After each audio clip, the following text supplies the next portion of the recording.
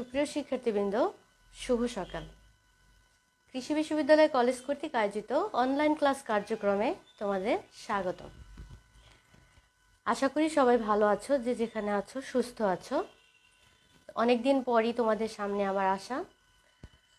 তোমরা ইতিমধ্যে একটা পরীক্ষা দিয়ে ফেলেছো এবং সেই পরীক্ষার রেজাল্টের দ্বার প্রান্তে, আশা করি এবং দোয়া করি সকলেই ভালোভাবে উত্তীর্ণ হয়। পরীক্ষাটা যদিও অনেক আগে হওয়ার কথা ছিল, এই করোনা পরিস্থিতির কারণেই তোমাদের এই পরীক্ষাটা অনেকটাই পিছিয়ে গেল।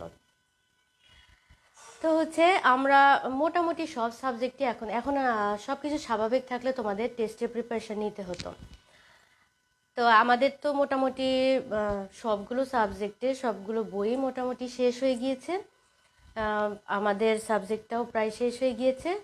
তো যেই চ্যাপ্টারগুলোতে একটু প্রবলেম ছিল, আমরা আবার সেই চ্যাপ্টারগুলো একটু স্টার্ট করার চিন্তা ভাবনা করেছি। তো এরই ধারাবাহিকতায় আজকে তোমাদের আমি সপ্তম অধ্যায় পড়াবো।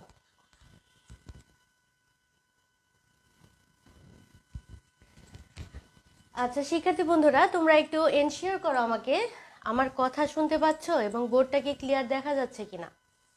তোমরা একটু ক্লিয়ার করো, তোমরা একটু মন্তব্য করো। আর কে কে জয়েন করেছো আমাদের সাথে?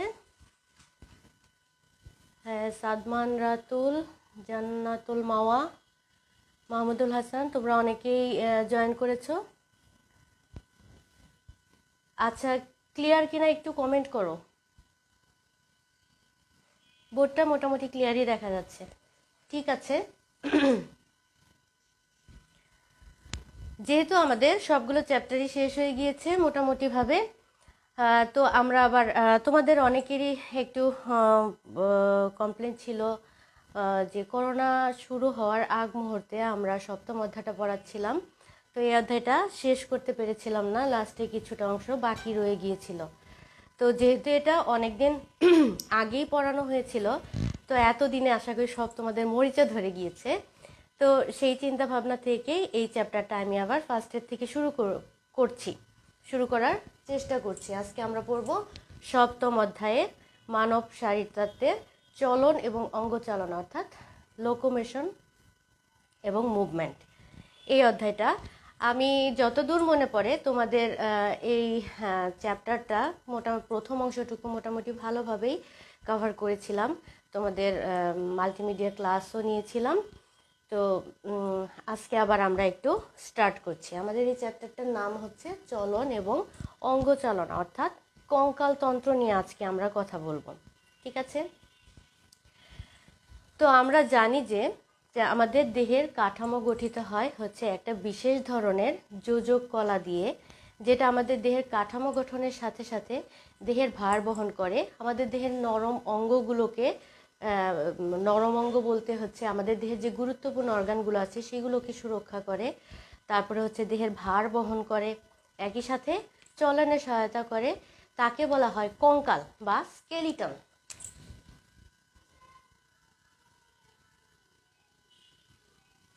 স্কেলিটন বা কঙ্কাল। কঙ্কাল মূলত অস্থি এবং তরুণাস্থি নিয়ে গঠিত। তাহলে অস্থি এবং তরুণাস্থি নিয়ে গঠিত একটা বিশেষ ধরনের যোজক কলা, অর্থাৎ কানেকটিভ টিস্যু, যোজক কলা নিয়ে গঠিত যেই তন্ত্র আমাদের দেহের কাঠামো তৈরি করে, দেহের ভার বহন করে, দেহের অভ্যন্তরে নরম অঙ্গগুলোকে সুরক্ষা করে। যেমন আমাদের মস্তিষ্ক বা ব্রেইন, ফুসফুস, হৃৎপিণ্ড প্রভৃতি বিভিন্ন গুরুত্বপূর্ণ অঙ্গগুলোকে সুরক্ষা করে, তারপরে দেহের ভার বহন করে, একই সাথে আমাদের চলনে সহায়তা করে, সেই তন্ত্রকে বলা হয় কঙ্কাল তন্ত্র বা স্কেলিটাল সিস্টেম। স্কেলিটাল সিস্টেম বা কঙ্কাল তন্ত্র। এটা বলেছি কি বিশেষ ধরনের কানেকটিভ টিস্যু বা যোজক কলা। আচ্ছা, এই কঙ্কাল, স্কেলিটন বা কঙ্কাল কোথা থেকে উৎপন্ন হয়? আমাদের ভ্রূণের যে মেজোডার্ম নামক স্তর আছে, তোমরা প্রথম অধ্যায় পড়েছো। আরেকটা কথা, যে ফার্স্ট ইয়ারের জন্য আমাদের কিন্তু আমরা প্রথম থেকে আবার স্টার্ট করেছি। মিনহাজ স্যার প্রথম অধ্যায়টা পড়াচ্ছে, তোমরা ইচ্ছা করলে ক্লাসগুলো দেখে নিতে পারো, এতে তোমাদের রিভিশন হয়ে যাবে। মনে করো এটা একটা ফাইনাল রিভিশন। হ্যাঁ, তোমাদের পরীক্ষার আগে এটা মোটামুটি ফাইনাল রিভিশন, পরবর্তীতে তোমরা শুধু পরীক্ষা দিতে থাকবে। তাহলে আমাদের এই যে কঙ্কাল, এই কঙ্কালটা তৈরি হয় হচ্ছে ভ্রূণীয় মেজোডার্ম থেকে। আমরা জানি ত্রিস্তরী প্রাণীদের, যেহেতু এটা আমরা মানব কঙ্কাল পড়াচ্ছি, মানুষ হচ্ছে ত্রিস্তরী প্রাণী। ত্রিস্তরী প্রাণীদের জার্ম লেয়ার বা ভ্রূণ স্তর তিনটি স্তর নিয়ে গঠিত, আমরা জানি তাই না? একটো, মেসো এবং এন্ডোডার্ম। একটোডার্ম, মেসোডার্ম আর হচ্ছে এন্ডোডার্ম। আচ্ছা, তাহলে আমরা হচ্ছে ত্রিস্তরী প্রাণী। এই তিনটা স্তর দ্বারা, জার্ম লেয়ার দ্বারা হচ্ছে আমাদের ভ্রূণ স্তরটা গঠিত হয়, অর্থাৎ এই তিনটা অংশ থেকেই আমাদের বিভিন্ন কলা, অঙ্গতন্ত্র এসব গঠিত হয়। তাহলে আমাদের স্কেলিটন বা কঙ্কালতন্ত্র গঠিত হয়, কঙ্কাল গঠিত হয় হচ্ছে ভ্রূণীয় মেজোডার্ম নামক স্তর থেকে একটি বিশেষ ধরনের যোজক কলা বা কানেকটিভ টিস্যু দ্বারা আমাদের এই কঙ্কালতন্ত্রটা গঠিত হয়ে থাকে। এই কঙ্কালতন্ত্রের কাজটা কি? কঙ্কালতন্ত্র যেমন আমাদের দেহের ভার বহন করে,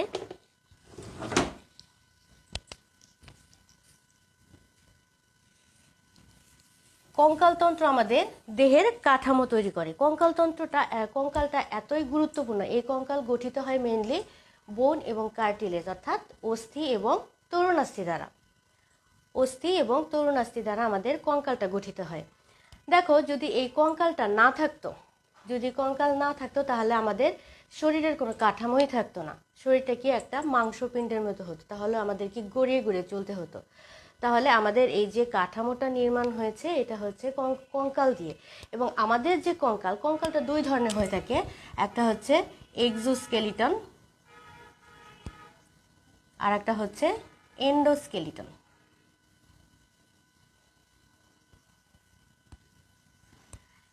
অর্থাৎ এটা হচ্ছে বহিঃকঙ্কাল আর এটা হচ্ছে অন্তঃকঙ্কাল। তাহলে দেখো, আমাদের শরীরের উপরে কি আছে? মাংস আছে, তাই না? স্কিন আছে। এটার ভেতরে আমাদের কঙ্কালটা হচ্ছে এন্ডোস্কেলিটন। তাহলে আমরা কি জানলাম? কঙ্কাল হচ্ছে অস্থি, তরুণাস্থি দ্বারা গঠিত। এটি বিশেষ ধরনের যোজক কলা দ্বারা গঠিত, যোজক টিস্যু দ্বারা।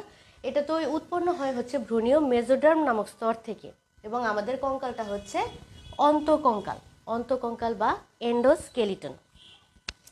এখন এই কঙ্কালতন্ত্র আমাদের কি কি কাজ করে? কঙ্কালতন্ত্র যেমন আমাদের দেহের কাঠামো গঠন করে, সেরকম একই সাথে আমাদের দেহের নরম অঙ্গগুলো বা যে গুরুত্বপূর্ণ অর্গানগুলো আছে, মস্তিষ্ক, তারপর হৃৎপিণ্ড, ফুসফুস প্রভৃতি খুবই গুরুত্বপূর্ণ অঙ্গগুলোকে একটা কাঠামো, দেখো স্কাল দিয়ে আমাদের ব্রেনটা আবৃত থাকে। আমাদের থোরাসিক কেজ, বক্ষপিঞ্জরের মাঝখানে আমাদের ফুসফুস এবং হৃৎপিণ্ড নামক দুইটা গুরুত্বপূর্ণ অঙ্গ অবস্থান করে, যাতে কি হয়, বাইরের তাপ, চাপ, আঘাত থেকে এই কাঠামোটা আমাদের এই অঙ্গগুলোকে সুরক্ষা করে থাকে। এরপর আসো, তারপরে কি হয়, আমাদের ভার বহন করে। তারপরে এই যে কঙ্কালতন্ত্র আছে, এর সাথে পেশি সংযোজিত হয়ে আমাদের দেহের কাঠামো নির্মাণে সহায়তা করে। পেশি সংযোজনের জন্য তল বা সারফেস সৃষ্টি করে। কঙ্কালতন্ত্র পেশি সংযোজনের জন্য তল সৃষ্টি করে, একই সাথে আমাদের চলনে মানে মুভমেন্টে সহায়তা করে থাকে। এছাড়াও আরও যে গুরুত্বপূর্ণ কাজগুলো করে থাকে আমাদের কঙ্কালতন্ত্র, সেটা হচ্ছে, তোমরা জেনে থাকবে যে আমাদের অস্থির ভেতরে কি আছে? বোন ম্যারো আছে, তাই না? বোন ম্যারো বা অস্থিমজ্জা। এই অস্থিমজ্জা থেকে কি তৈরি হয়? রক্তকণিকা তৈরি হয়। অস্থিমজ্জা কয় ধরনের? অস্থিমজ্জা হচ্ছে দুই ধরনের, একটা হচ্ছে লাল অস্থিমজ্জা আর একটা হচ্ছে হলুদ অস্থিমজ্জা। এই লাল অস্থিমজ্জা থেকে হচ্ছে রক্তকণিকা তৈরি হয়, এখান থেকে তৈরি হয় হচ্ছে রক্তকণিকা। আর হচ্ছে হলুদ, এটা হচ্ছে চর্বি হিসেবে সঞ্চিত থাকে, চর্বি হিসেবে আমাদের দেহের অভ্যন্তরে সঞ্চিত থাকে। তো রক্ত তৈরির যে প্রক্রিয়া, এটাকে বলা হয় হেমাটোপোয়েসিস। তা আমাদের দেহে কয় ধরনের রক্তকণিকা আছে? 3 ধরনের রক্তকণিকা আছে, লোহিত রক্তকণিকা, শ্বেত রক্তকণিকা আর হচ্ছে অনুচক্রিকা। তাহলে এই 3 ধরনের রক্তকণিকা তৈরি হয় আমাদের লাল অস্থিমজ্জা থেকে, যেটা আমাদের অস্থির ভেতরে থাকে, যেটাকে আমরা বোন ম্যারো বলে থাকি। আর হলুদ অস্থিমজ্জাটা চর্বি সঞ্চয় করে রাখে। শুধু চর্বিই নয়, আমাদের এই হাড় আরও বিভিন্ন ধরনের খনিজ লবণ, যেমন হচ্ছে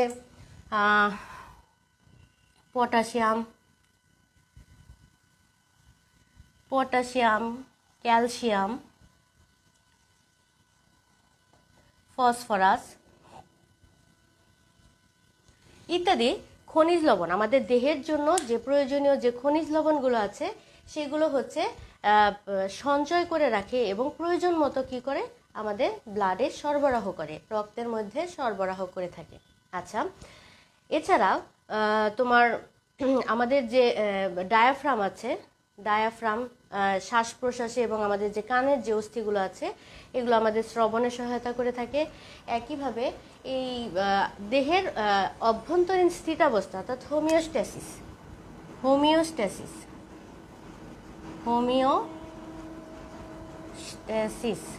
বা অভ্যন্তরীণ স্থিতাবস্থা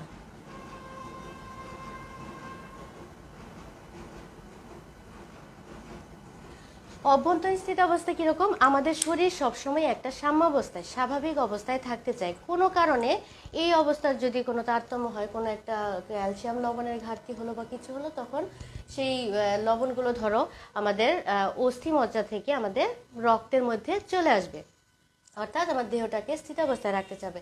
অর্থাৎ হোমিওস্ট্যাটিক অবস্থা বজায় রাখতেও আমাদের কঙ্কাল সহায়তা করে থাকে। তো এতক্ষণ আমি যে কথাগুলো বললাম এটা হচ্ছে কঙ্কালতন্ত্রের কাজ, এটা তোমাদের একটু জানা থাকতে হবে। কঙ্কালতন্ত্রের কাজ কি কি বললাম? যেটা আমাদের দেহের কাঠামো নির্মাণ করে, দেহের ভার বহন করে, গুরুত্বপূর্ণ অঙ্গগুলোকে রক্ষা করে, তারপরে হচ্ছে চলনে সহায়তা করে, পেশি সংযোজনের জন্য তল সৃষ্টি করে, লোহিত রক্ত বিভিন্ন ধরনের রক্তকণিকা তৈরিতে সহায়তা করে, বিভিন্ন ধরনের আয়ন সঞ্চয় করে, শ্রবণে এবং হচ্ছে তোমার শ্বাস প্রশ্বাসে সহায়তা করে। তো এইগুলো পয়েন্ট আকারে দিলে পরে আমাদের কঙ্কালতন্ত্রের কাজটা হয়ে গেল। আচ্ছা, তাহলে আমাদের ভূমিকা যেটা বা প্রাথমিক যে কথাগুলো সেগুলো আমরা বলে ফেলেছি। এখন একজন পূর্ণবয়স্ক মানুষের দেহে টোটাল অস্থির সংখ্যা, আমাদের এই যে টোটাল কঙ্কালতন্ত্রটা গঠিত হয়েছে টোটাল 206টি অস্থি নিয়ে, 206টি অস্থি বা হাড় নিয়ে। তোমরা একটা জিনিস জেনে রাখবে, সেটা হচ্ছে পূর্ণাঙ্গ অবস্থায় 206টি, কিন্তু যখন আমরা ভ্রূণ অবস্থায় বা শিশু অবস্থায় থাকি তখন এই অস্থির সংখ্যা থাকে আরও বেশি। মোটামুটিভাবে ভ্রূণ অবস্থায় 300টির মতো অস্থি থেকে থাকে, এটা সঠিক সংখ্যা নয়, তারপর মোটামুটি এটা থাকে হচ্ছে ভ্রূণ অবস্থায়। শিশু অবস্থায় থাকে 270টির মতো, কিন্তু সেটা যখন আমরা পূর্ণাঙ্গ অবস্থা প্রাপ্ত হই, যেমন এখন আমরা পূর্ণাঙ্গ অবস্থায় পরিণত হয়েছি, এখন আমাদের টোটাল অস্থির সংখ্যা হচ্ছে 206টি। এখানে যে জিনিসটা ইম্পর্টেন্ট, আর এখন আমরা পড়ব শুধু পরীক্ষার জন্যই না, এমনভাবে পড়ব, এত সুন্দরভাবে রিভিশন দিব যাতে এটা আমাদের অ্যাডমিশনের জন্য হেল্প হয়। তোমাদের পরীক্ষা কি হবে না হবে সেটা পুরোটাই অনিশ্চিত। আসলে আমরা এখন পর্যন্ত কেউই ঠিকভাবে বলতে পারছে না যে পরীক্ষাগুলো কিভাবে হবে না হবে, কিন্তু যাই হোক তাই হোক পরীক্ষা তোমার অ্যাডমিশন টেস্ট কিন্তু অবশ্যই হবে, এবং সেটার জন্য আমাদের এই 206টা অস্থির নাম ইন্ডিভিজুয়ালি মনে রাখাটা খুব জরুরি, তাই না? তাহলে আমরা চলে যাই কঙ্কালতন্ত্রের মধ্যে। এটা আমার একটু স্পেসটা বেশি লাগবে,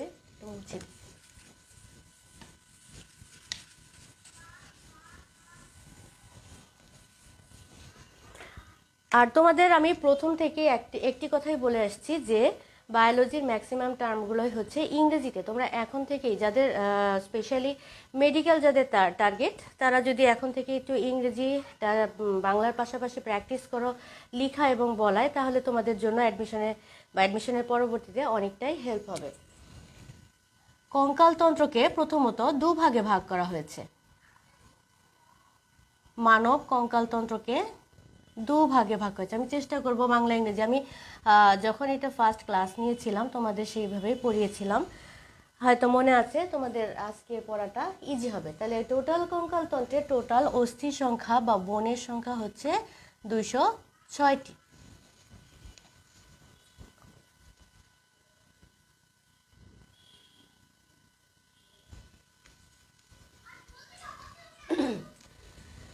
তো আমাদের যে টোটাল কঙ্কালতন্ত্র এটাকে আমরা দুভাগে ভাগ করছি। একটাকে বলা হয় অক্ষীয় কঙ্কাল বা এক্সিয়াল স্কেলিটন, অক্ষীয় বা এক্সিয়াল, এটার সংখ্যা হলো 80টি। আরেকটা হচ্ছে উপাঙ্গিক কঙ্কাল বা এন্ডোস্কেলিটন, উপাঙ্গিক বা অ্যাপেন্ডিকুলার, অ্যাপেন্ডিকুলার স্কেলিটন, এটার সংখ্যা হচ্ছে 126টি। দেখো আমাদের দেহের অক্ষ বরাবর মাথা থেকে শুরু করে আমাদের মেরুদণ্ড যে জায়গায় শেষ হয়েছে নিচের অংশটুকু, এই লম্ব অক্ষ বরাবর যে অস্থিগুলো থাকে তাকে বলা হচ্ছে অক্ষীয়, দেহের অক্ষ বরাবর অবস্থিত। তাহলে অক্ষীয় কঙ্কালকে বলা হচ্ছে এক্সিয়াল স্কেলিটন। এক্সিয়াল স্কেলিটনের সংখ্যা টোটাল কয়টি? 80টি। অক্ষীয় কঙ্কালের সংখ্যা হচ্ছে 80টি। আচ্ছা, এরপর আসো উপাঙ্গিক। উপাঙ্গ কাকে বলছি? আমাদের উপাঙ্গ কি? হাত এবং পা। তাহলে অক্ষীয় কঙ্কাল বাদে আমাদের হাত এবং পায়ের যে অস্থিগুলো আছে এগুলোকে বলা হচ্ছে মেইনলি উপাঙ্গিক কঙ্কাল বা অ্যাপেন্ডিকুলার স্কেলিটন। ওকে, এবার আসো অক্ষীয় কঙ্কালকে আমরা কয় ভাগে ভাগ করতে পারি? অক্ষীয় কঙ্কালকে আবার আমরা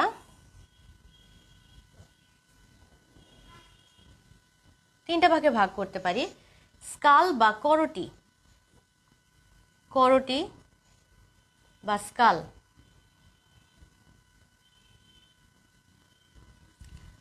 তারপর হচ্ছে মেরুদণ্ড, স্কাল বা করটি, মেরুদণ্ড বা ভার্টিব্রাল কলাম, ভার্টিব্রাল,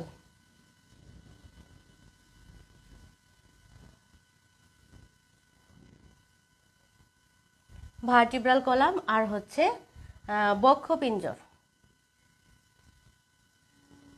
বক্ষপিঞ্জর হচ্ছে থোরাসিক কেজ।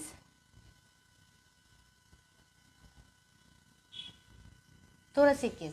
আমাদের করটি মানে স্কাল বা করটিতে টোটাল অস্থির সংখ্যা হচ্ছে 29টি। মেরুদণ্ডে থাকে তোমার পূর্ণাঙ্গ অবস্থায় থাকে 26টি, কিন্তু এটা অপরিণত অবস্থায় থাকে 33টি। 33টি অস্থি পরে 26টি অস্থিতে পরিণত হয়। আর বক্ষপিঞ্জরে থাকে হচ্ছে টোটাল 25টি। বক্ষপিঞ্জরে থাকে টোটাল 25টি অস্থি। তাহলে অক্ষীয় কঙ্কালকে আমরা কয়টি ভাগে ভাগ করলাম? আমার যতদূর মনে পড়ে তোমাদের আমি এগুলো প্রত্যেকটাই মাল্টিমিডিয়া ক্লাসের মাধ্যমে দেখিয়েছিলাম কোন অস্থির অবস্থান কোথায় এবং কোনটা কেমন দেখতে। তো করটিতে আছে 29টা অস্থি। করটির অস্থিগুলোকে আবার আমাদের মাথার অস্থিগুলোকে কয়টা ভাগে ভাগ করা যায়? এটাকে তোমার করটিকা বা ক্রেনিয়াম, আমাদের যে স্কাল বা করটিকা যেটার ভেতরে আমাদের ব্রেনটা সুরক্ষিত থাকে, টোটাল 8টি অস্থি নিয়ে গঠিত করটিকা বা ক্রেনিয়াম। করটিকা হচ্ছে 8টি। এরপর আসো মুখমণ্ডলীয় অস্থি, আমাদের মুখের অভ্যন্তরে যে বোনগুলো থাকে যেটাকে ফেসিয়াল বোনও বলা হয়ে থাকে। তাহলে ফেসিয়াল বোন বা মুখমণ্ডলীয় অস্থি, মুখমণ্ডলীয় অস্থি হচ্ছে 14টি। মুখমণ্ডলীয় অস্থি হচ্ছে তোমার 14টি। তারপর হচ্ছে কর্ণাস্থি বা এয়ার অসিকল, কর্ণাস্থি।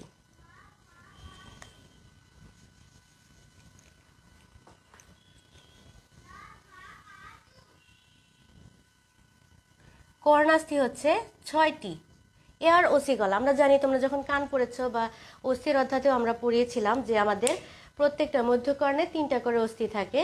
মিস মনে রাখতে বলেছিলাম, MIS, miss form for malleus, incus এবং স্টেপিস। এই স্টেপিসটা হচ্ছে আমাদের দেহের সব থেকে ছোট অস্থি। মানব দেহের সব থেকে ছোট অস্থির নাম কি? তাহলে সেটা হচ্ছে স্টেপিস। তাহলে 2 কানে 3টা আমাদের 6টা অস্থি রয়েছে। এরপর আর একটা আছে হায়োইড অস্থি। হায়োইড অস্থি হচ্ছে 1টি। প্রিয় শিক্ষার্থী বন্ধুরা একটু খেয়াল করবে। তাহলে অক্ষীয় কঙ্কালকে আমরা প্রথমত কয় ভাগে ভাগ করলাম? করটি, মেরুদণ্ড, বক্ষপিঞ্জর। করটির অস্থিগুলোকে টোটাল হচ্ছে 29টা অস্থি নিয়ে আমাদের স্কাল বা করটি গঠিত। করটির অস্থিগুলোকে আমরা আবার কয় ভাগে ভাগ করেছি? 4টা অংশে ভাগ করেছি। করটিকা বা ক্রেনিয়াম 8টি অস্থি নিয়ে গঠিত, পরবর্তীতে আমি এগুলো ডিটেলে পড়াবো। মুখমণ্ডলীয় অস্থি আছে 14টা। কর্ণাস্থি আছে 2 কানে 3টা 6টা, আর একটা হচ্ছে হায়োইড অস্থি আছে 1টি। এরপর আসো মেরুদণ্ড বা ভার্টিব্রাল কলাম, আমাদের দেহের পেছন দিকে যে মেরুদণ্ড আছে সেই মেরুদণ্ডের অস্থিগুলোকে কি বলা হয়? এক একটা অস্থিকে বলা হয় কশেরুকা। কয়টি? পূর্ণাঙ্গ অবস্থায় থাকে 26টি। তো অবস্থান অনুযায়ী এই মেরুদণ্ডের অস্থিগুলোকে আমরা কয় ভাগে ভাগ করছি? 5 ভাগে ভাগ করছি, যথা থোরাসিক, সার্ভাইকাল, ফার্স্টে হচ্ছে সার্ভাইকাল কশেরুকা, সার্ভাইকাল বা গ্রীবাদেশীয়, গ্রীবাদেশীয়, গ্রীবাদেশীয় কশেরুকা আছে তোমার টোটাল 7টি। সার্ভাইকাল বা গ্রীবাদেশীয়। থোরাসিক, থোরাসিক মানে বক্ষদেশীয় 12টি। 3 নম্বর হচ্ছে সার্ভাইকাল কশেরুকা, থোরাসিক কশেরুকা। তারপর হচ্ছে লাম্বার, তারপর হচ্ছে স্যাক্রাল, তারপরে 5 নাম্বারটা হচ্ছে কক্কিজিয়াল বা কক্কিক্স। আচ্ছা, সার্ভাইকাল বা গ্রীবাদেশীয়, গ্রীবাদেশীয় মানে আমাদের এই যে কাঁধের এখানে যেই অস্থিগুলো থাকে, আমরা আগে বলেছি এটাকে বলা হয় মেরুদণ্ড বা ভার্টিব্রাল কলামের এক একটা অস্থিকে বলা হয় কশেরুকা। তো প্রথমে যে 7টা অস্থি কশেরুকা নিয়ে যে অংশটা গঠিত তার নাম হচ্ছে সার্ভাইকাল। অবস্থান অনুযায়ী এদের নামগুলো হয়েছে। সার্ভাইকাল বা গ্রীবাদেশীয় কশেরুকা আছে 8টি। থোরাসিক বা বক্ষদেশীয়, আমাদের বক্ষদেশে আছে পেছন দিকে 12টি। লাম্বার বা কটিদেশীয়, লাম্বার বা কটিদেশীয় কশেরুকা আছে হলো 5টি। তারপরে স্যাক্রাল বা গ্রীবাদেশীয়, বক্ষদেশীয়, কটিদেশীয়, তারপর হচ্ছে শ্রোণীদেশীয় এবং পুচ্ছদেশীয়। বাংলা এবং ইংরেজি নামগুলা মনে রাখার চেষ্টা করবে। শ্রোণী এবং পুচ্ছ, পুচ্ছদেশীয় কশেরুকা এখানে আছে একটি, 5টি মিলে একটিতে পরিণত হয়েছে। এখানেও হচ্ছে একটি, 4টি মিলে একটিতে পরিণত হয়েছে। তাহলে আমরা মেরুদণ্ডের কশেরুকা পাইলাম টোটাল কতগুলো? 26টি কশেরুকা। সার্ভাইকাল, থোরাসিক, লাম্বার, স্যাক্রাল এবং হচ্ছে কক্কিজিয়াল। এবার আসো বক্ষপিঞ্জরে টোটাল অস্থির সংখ্যা কতগুলো? 25টি। বক্ষপিঞ্জর মানে থোরাসিক কেজ, আমাদের বক্ষদেশে কতগুলো ছোট ছোট অস্থি নিয়ে আমাদের বক্ষপিঞ্জরটা গঠিত। বক্ষপিঞ্জরের এক একটা অস্থিকে বলা হয় রিব বা পরশুকা, রিব বা পরশুকা। এটা দেখতে বাঁকা এরকম ধনুকের মতো।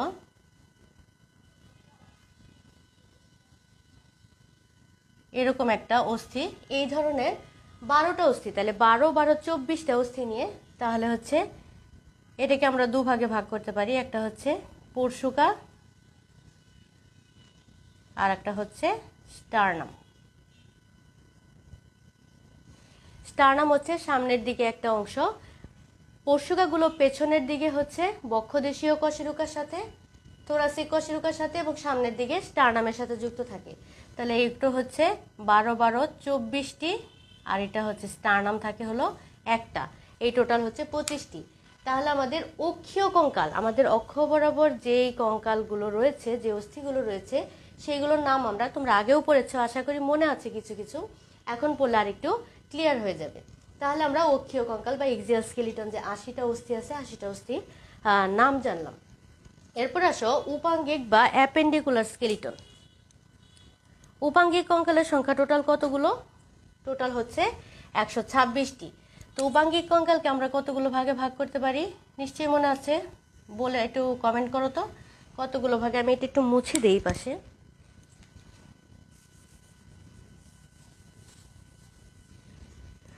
উপাঙ্গিক কঙ্কালকে আমরা কয় ভাগে ভাগ করতে পারি? 4 ভাগে ভাগ করতে পারি।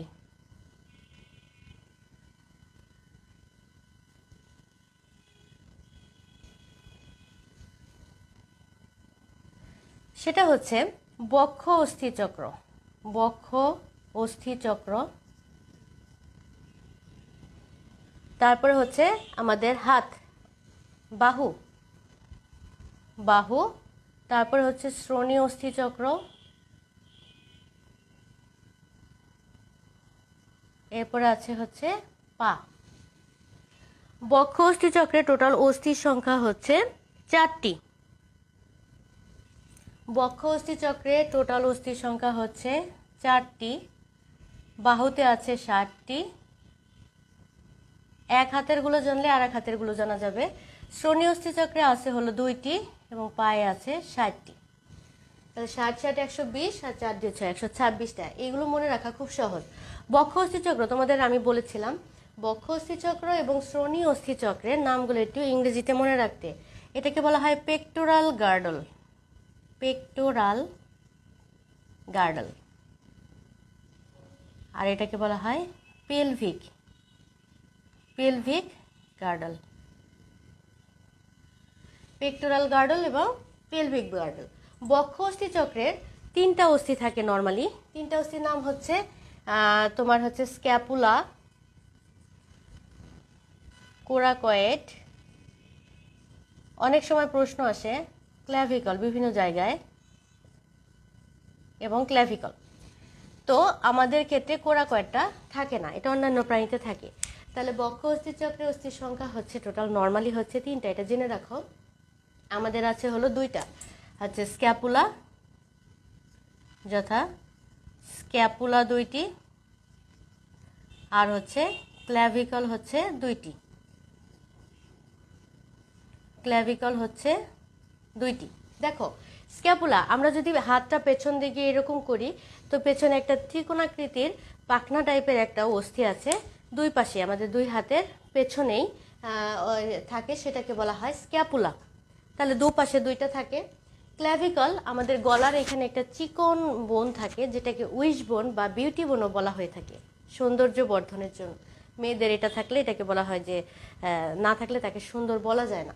যাই হোক, ক্ল্যাভিকল থাকে হচ্ছে 2টা এবং স্ক্যাপুলা থাকে 2টা, 2টা 2টা 4টা। তাহলে বক্ষ অস্থি চক্রে টোটাল অস্থির সংখ্যা কয়টি? 4টি। বক্ষ অস্থি চক্রকে আমরা কি বলতে পারি?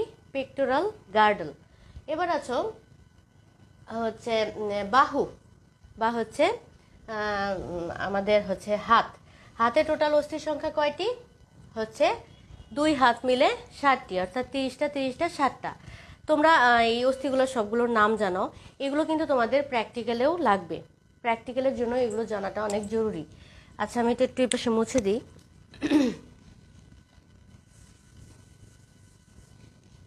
বাহুতে টোটাল অস্থি আছে কি কি?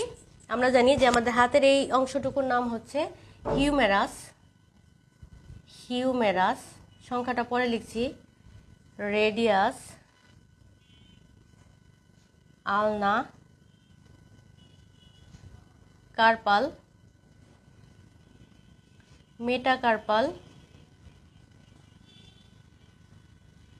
আর হচ্ছে ফ্যালাঞ্জেস। ফ্যালাঞ্জেস। হিউমেরাস আমাদের বাহুর যে প্রথম অস্থিটা, এটার নাম হচ্ছে হিউমেরাস। 2 হাতে হিউমেরাস থাকে 2টি, রেডিয়াস থাকে 2টি। এইখানে আমাদের কোনই থেকে কবজি পর্যন্ত 2টা অস্থি থাকে, তার একটা নাম রেডিয়াস, এটা 2 হাতে থাকে 2টার, আলনা থাকে 2টি। তারপর আমাদের এই যে কবজি, রিস্ট, যেখানে আমরা ঘড়ি পরি, এই অংশটাতে তোমার টোটাল অস্থির সংখ্যা হচ্ছে 8টি। তাহলে 2 হাতে 8 8-এ 16টি। এই কবজির অস্থিগুলোকে বলা হয় কার্পাল। কবজির অস্থিগুলোকে কি বলা হয়? কার্পাল অস্থি। মেটাকার্পাল আমাদের আঙ্গুলের এই পাশটাতে, আঙ্গুলের ওপরে এখানে থাকে মেটাকার্পাল 5 পাশে 10টি। এই হাতে 5টা, এই হাতে 5টা, 5 পাশে 10টা। আর ফ্যালাঞ্জেস থাকে 14টি করে। আমাদের যে আঙ্গুল, এই আঙ্গুলে তোমরা যদি খেয়াল করো, 4 আঙ্গুলে 3টা করে খণ্ড, 3 4 12, আর হচ্ছে আমাদের থাম্ব যেটা বৃদ্ধাঙ্গুলি, এটাতে থাকে 2টা খণ্ড। তাহলে 3 4 12 আর 2 14, 14 14 28টি। এবার আসো শ্রোণী অস্থি চক্র বা পেলভিক গার্ডেল। শ্রোণী অস্থি চক্রের নাম কি? Pelvic girdle. শ্রোণী অস্থি চক্রের 3টা করে অস্থি থাকে, যার নাম হচ্ছে ইলিয়াম, ইসচিয়াম এবং পিউবিস। কি বললাম? ইলিয়াম, ইসচিয়াম এবং পিউবিস। তো হচ্ছে প্রতি পাশের ইলিয়াম, এটা থাকে হলো টোটাল 2টি। ইলিয়াম, ইসচিয়াম এবং পিউবিসগুলো একত্রিত হয়ে একটা করে হিপ বোন তৈরি করে। কি করে? হিপ বোন একত্রিত হয়ে তিনটা অস্থি, এই পাশে একটা বোন এই পাশে একটা বোন, দুইটাকে বলে একত্রে বলা হয় হিপ বোন। তাহলে স্তনীয় অস্থিচক্রের ইংরেজি নামটা কি? Pelvic girdle. এবার আসো আমাদের পা। বাহুতে 7টা থাকে, পাতেও 7টা থাকে। আচ্ছা, পায়ের অস্থিগুলোর নাম কি আমরা জানি? ফিমার, টিবিয়া,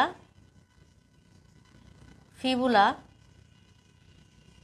টার্সাল, মেটাটার্সাল,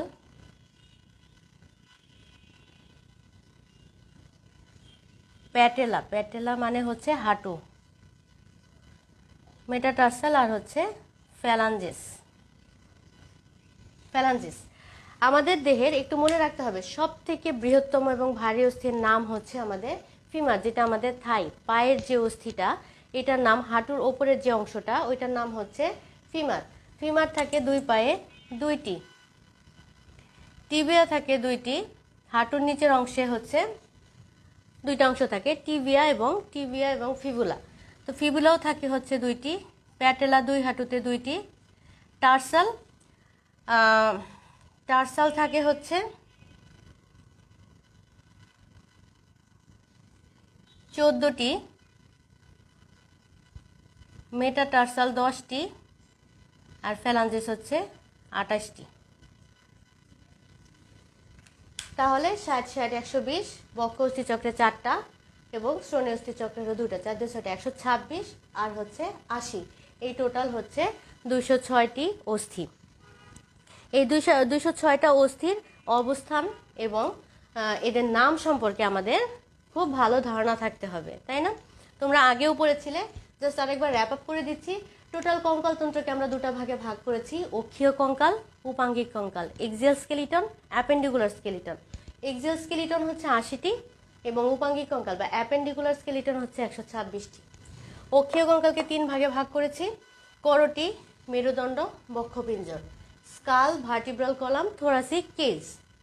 স্কাল বা করোটিতে আছে 29টি, মেরুদণ্ড 26টি, এটা আগে ছিল 33টি শিশু অবস্থায়। বক্ষপিঞ্জরে থাকে টোটাল 25টি। করোটির অস্থিগুলোকে আমরা করোটিকা, মুখমণ্ডলীয়, কর্ণাস্থি, হায়োইড এবং 4 ভাগে ভাগ করেছি।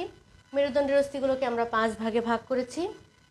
বক্ষপিঞ্জরকে 2 ভাগে ভাগ করেছি, যথা পরশুকা এবং হচ্ছে স্টার্নাম, রিব বা পরশুকা এবং স্টার্নাম। আচ্ছা, উপাঙ্গিক কঙ্কালকে 4 ভাগে ভাগ করলাম, হাত, পা, বক্ষ অস্থিচক্র, শ্রোণী অস্থিচক্র। পেক্টোরাল গার্ডেল, পেলভিক গার্ডেল, এটা স্ক্যাপুলা এবং ক্ল্যাভিকল নিয়ে গঠিত। আর বাহুর যে অস্থিগুলোর নাম তোমরা অলরেডি জানো, আর পায়ের অস্থিগুলোর নামও জানো, এবং শ্রোণী অস্থিচক্র মিলে কি হয়েছে, 3টা করে অস্থি একপাশে মিলিত হয়ে হয়ে এটা হিপ বোন নামের একটা একত্রিত একটা অস্থি তৈরি করেছে। আশা করি 206টা অস্থি সম্পর্কে তোমাদের মোটামুটি একটা ধারণা এসেছে, যদিও আগের থেকেই ছিল। পরবর্তীতে আমরা আবার একটা একটা করে আলোচনা করব। এর মধ্যে তোমাদের যদি কিছু জানার থাকে, জিজ্ঞাসা থাকে, তোমরা কমেন্ট করবে বা আমাকে ফোন করে জানাতে পারো। তো দেখা হবে নেক্সট ক্লাসে। পড়াশোনাটা ঠিক মতো চালিয়ে যাও, ভালো থাকো, সুস্থ থাকো, বিদায়।